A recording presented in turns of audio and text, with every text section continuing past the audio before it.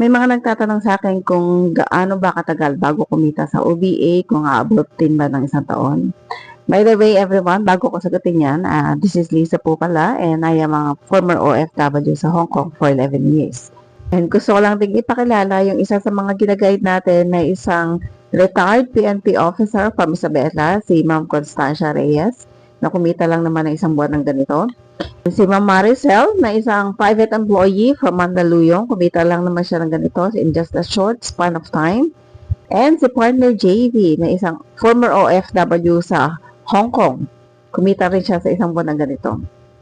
Ang ibig sabihin lang po niya na hindi mo kailangan mateke dito sa OBA, basta susundin mo lang yung sistema ng copy and earn system is pwede ka talagang kumita in just a short span of time.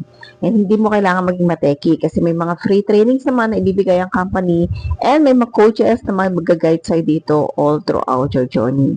And ang kagandahan pa dito, this is duplicable and doable. Pwede mo siyang gawin anytime and anywhere. Kaya kung gusto mong malaman yung buong detalye and para mabigyan kita ng free access sa orientation namin, kindly comment down below yung location mo and your age mo.